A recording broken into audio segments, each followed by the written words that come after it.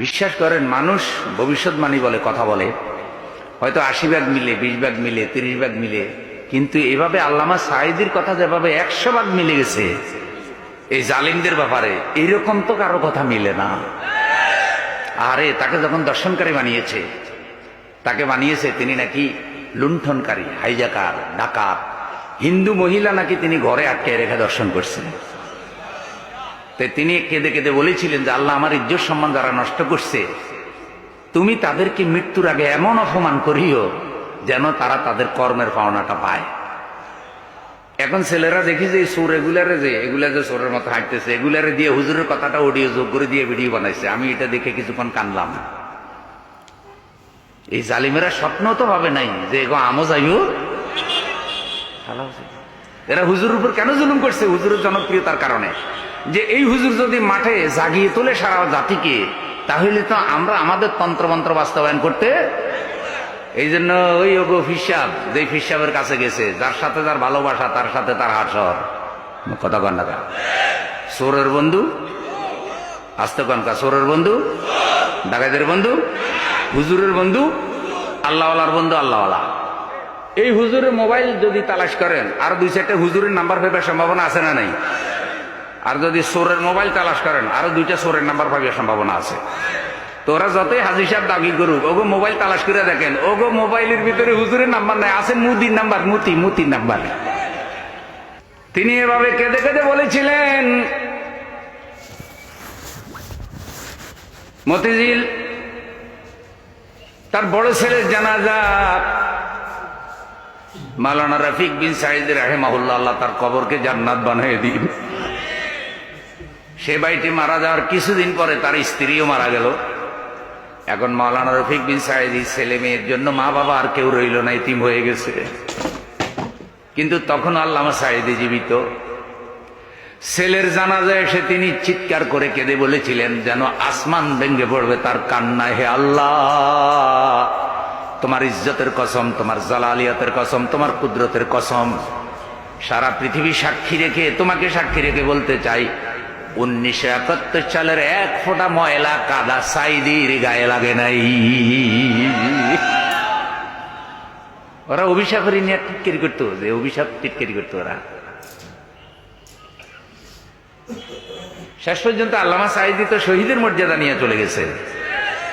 এবং মানুষের অন্তরে আল্লামা সাঈদীর জন্য দোয়া আছে না নাই? যেদিন ইন্তেকাল করলো, মানুষের আবেগ ছিল একটা জানাজা দেবে।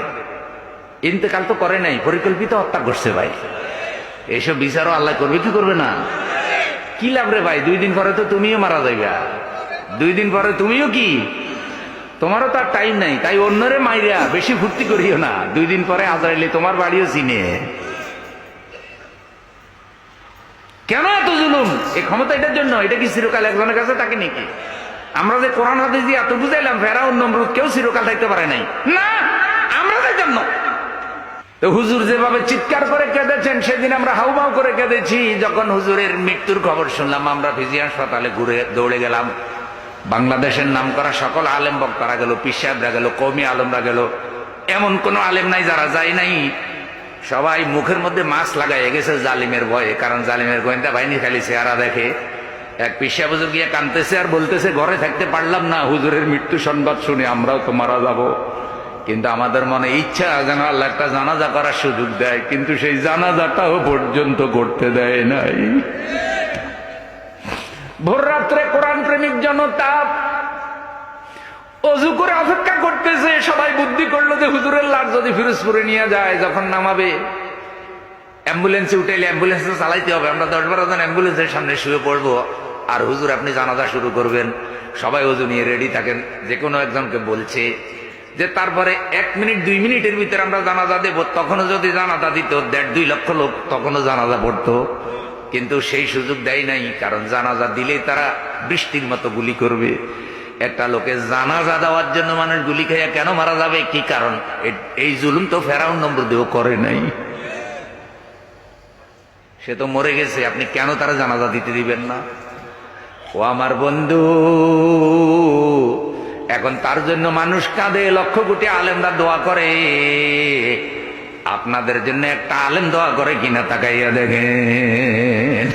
যেগুলার আপনারা টাকা দিয়ে কিনছেন এগুলাও নষ্ট, এগুলাও আপনাদের অভিশাপ দেয়, কারণ এগুলা তো নষ্ট হুজুর। 1000 টাকার নকল নোট আসেনি তো হুজুরদের মধ্যে 2-4টা নকল থাকতে পারে কি পারে না? এগুলো আসল না ভাই। একজনে মদ খায়, কথা বুঝিয়ে, আরেকজনে গাঁজা খায়, আরেকজনে বিড়ি খায়, 3 জন এক জায়গায় বসছে, ওখানে যদি একটা হুজুরও বৈশা খায় আমার একটু দেন, তো গাঁজা করে করবে কি রে আমরা খারাপ মানুষ গাঁজা খাইতেছি, হুজুর এটাই কেন আইলো বলি। একজন আমার নিজে বলছে কয় হুজুর আমরা এইসব পার্টি করি টাকা কামাইবার জন্য, ধান্দাবাজি করার জন্য, এগুলো তো সব দুনিয়াবি পার্টি, এগুলোর মধ্যে কোনো ন্যায় নীতি ইনসাফ নাই, সন্ত্রাস সাদাবাজ অবিচার জোর জুলুমের পার্টি। দেখেন না নিজের দলের লোক একটা আরেকটারে মেরে ফেলায়, এগুলো সেই পার্টি। কিন্তু হুজুর এগুলাই দলে আইলে কিভাবে? হুজুর এত খারাপ হইলো কেন? তাইলে সোরেও বুঝে দেবে হুজুর এটা কি না ভাই। সোরের লগে যদি কোনো হুজুরে চুরি করে তাইলে সোরেও বুঝবে যে হুজুর এটা কি সোর। আল্লাহ আমাদের সকলকে হেদায়েত নসিব করো। একটু জোরে বলেন।